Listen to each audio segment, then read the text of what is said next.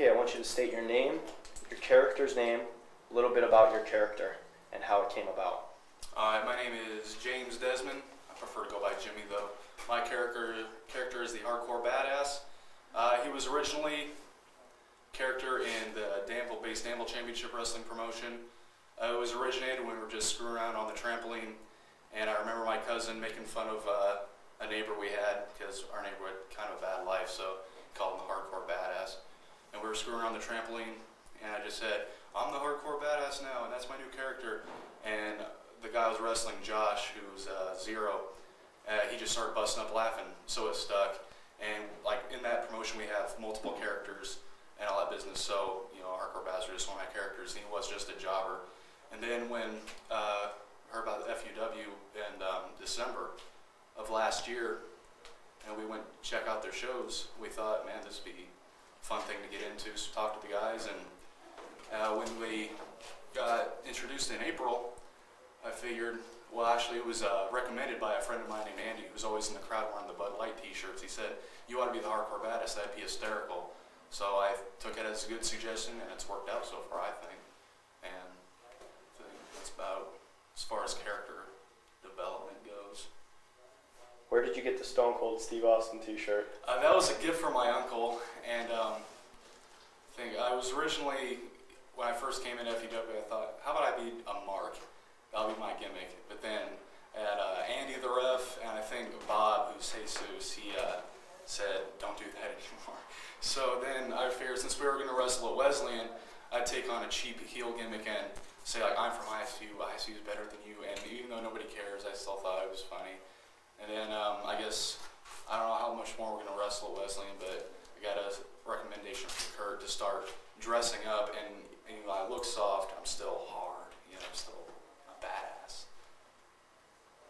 Okay, I know you explained a little bit about it, but how did you come about finding out about the FUW?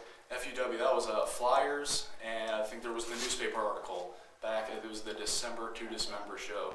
And when I first heard about it, I thought, it was like, wow, we got kids my age doing the exact same things that we did back home. And so we went, it was, you know, a free show. We had a tough time finding the place, and it was like in the Watterson boiler room or something like that. So I went, checked out the show, marked out as hard as we could for you guys. I really liked Entropy and Juke, and of course, everybody likes the Angel. I remember really liking the Angel. And then you know, we saw the February show, and I remember it being really late at night. We just kind of sat through, made it through that one, enjoyed it, you know, as of course, especially the main event, you know, the Angel and Big Daddy put on a great show.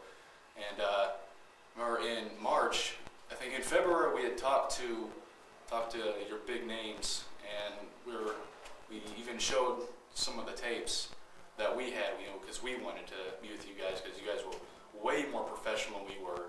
You know, I mean, you guys had a ring, just flat out better, and we thought, man, this would be way better for us to wrestle with these guys than only having back home. And then in March, I think we weren't on the card, and we were a little disappointed about it. We still tried to put on, and we still tried to give everybody good heat and all that good business.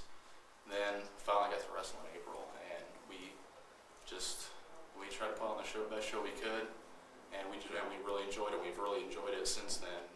We're glad to be, glad to be here. Where do you see yourself in 1 year from now? 1 year from now, as in my own personal, or as the hardcore badass? I think 1 year from now, I'll probably just be still just a student at ISU. If FUW is still going on, I'd love to. I'd probably, if seniority and tenure means anything, I'd be, you know, one of the top carders, especially if people are graduating and people are stopping, and you got people who say they don't want to do it anymore. I mean, I'd love to stick with. I enjoy this, unless I get hurt somehow, some way. I don't see how, because I'm not gonna do any crazy spots like Zero does. So I'm just gonna stick with the mat and just show off, you know, any skill that I have, even though I've never been trained. Where do you see FUW in 1 year? FUW 1 year. It depends on how open the people are. How, like, if ISU finds out, I think we need to really expand. Well, I don't know how we'd expand more, because I don't know anything about it, because I'm just one of the workers. But FUW wanted to, we could, man, that's a tough question for me because I don't know, I mean, I haven't been there since the beginning. I've only been here for, since April. So I could even see as if people appreciate it as, if, especially if we announced this as a theater troupe, we could, we could almost even start charging, I wonder. Because if shows are free, we charge, just a little bit, because you don't want to detract a crowd or anything. You don't want to shy them away. But in 1 year, I don't know, it depends on, a lot of it depends on where wrestling goes, because a lot of it's being overexposed.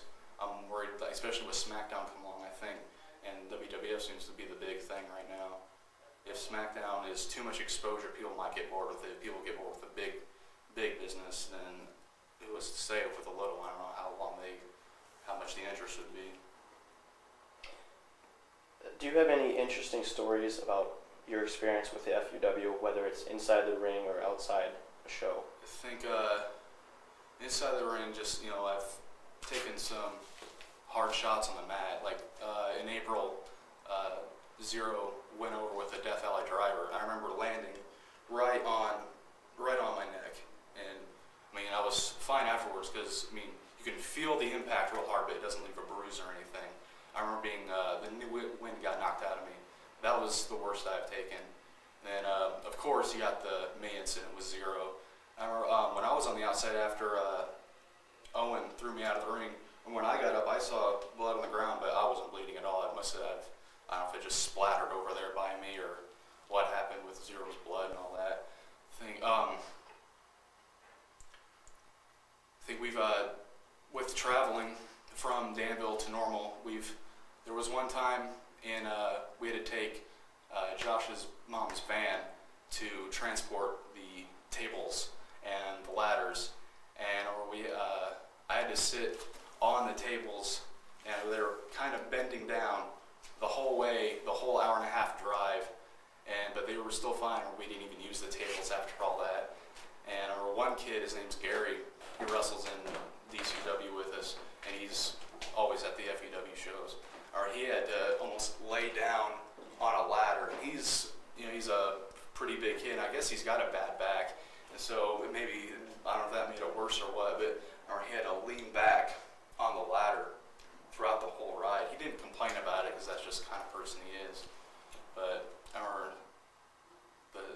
the trash can we took was really jagged, but it didn't cut anything up. It was in the back, and the seats were like a fine, kind of almost a felt material.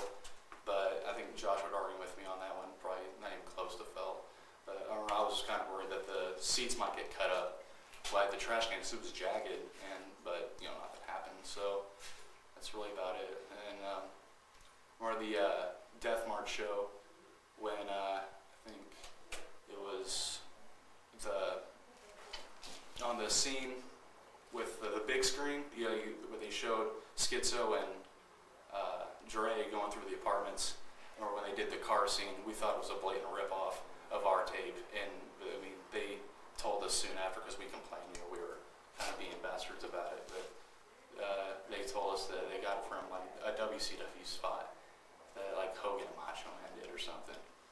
But us, we thought it was from us. I guess it's kind of sad to think that. Okay, I want you to look right in the camera, and I want you to say FUW, keeping it real. FUW, keeping it real.